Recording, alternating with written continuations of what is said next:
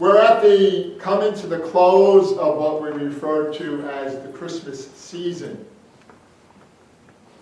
And it happens in the church that we see more decorations in the church after December 25th than before it. Tomorrow we celebrate the baptism of Jesus, and it's the latest that can be. And technically tomorrow, when the baptism of Jesus is the close of the Christmas season. So today we're here to celebrate this feast of Epiphany. And as I said at the beginning, it comes with different names. We call it Epiphany, we call it Little Christmas, we call it the 12th night, we call it the manifestation to the Gentiles, and we say to ourselves, well, that sounds nice. But what does it do? What's the significance for us today? First of all, we question, were there three kings? Did there have to be three individuals who were three kings? They started out in front of the statue of Mary. Last week they wound up over here, and now this week they're in the Nativity tableau. Does it matter whether there were these three individuals or not? It doesn't matter.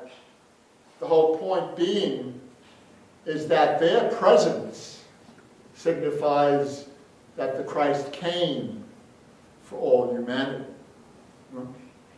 The Gospel of Matthew, and we've said this many times, was written specifically for a Jewish community.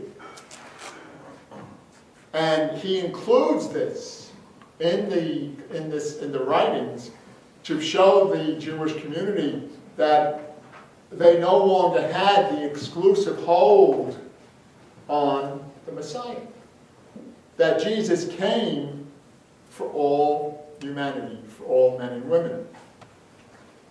And this is the only place where we hear about these three visitors from the east. They come in, they make their appearance, and poof, they're gone. We never hear of them again. Certain writers have mentioned that one of them was at the crucifixion in the crowd. Certain other writers have said that one of them actually funded Jesus' ministry financially. Again, we don't know this for a fact.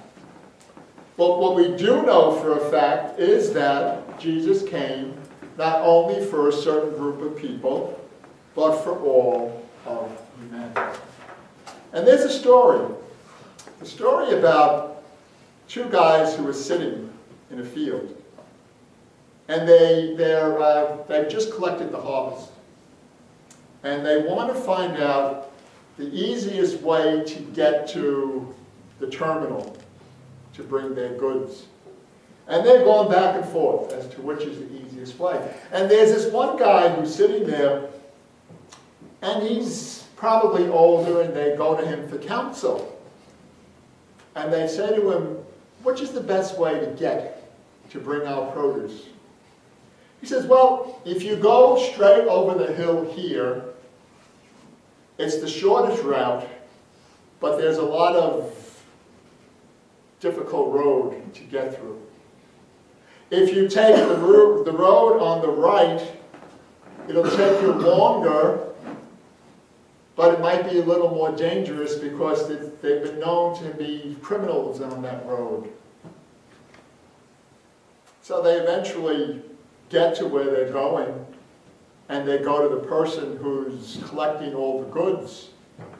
And they said, don't you want to know how we got here?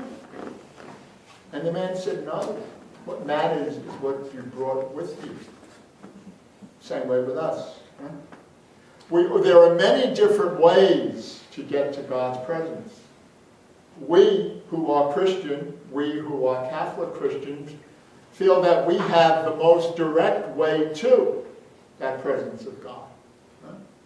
But the Second Vatican Council in the early 60s taught us, and the teaching of the Catholic Church now is that there are many ways into that presence of God.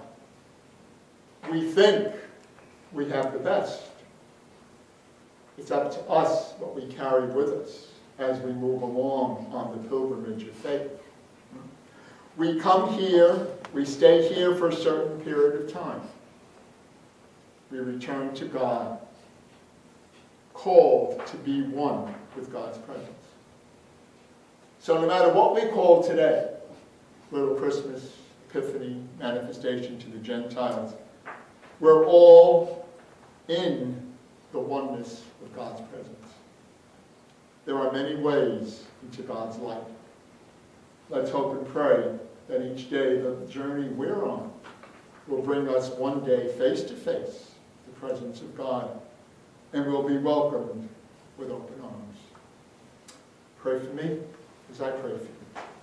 And may God bless us and keep us. May God's face shine upon us and give us peace, now and always. Amen. Amen.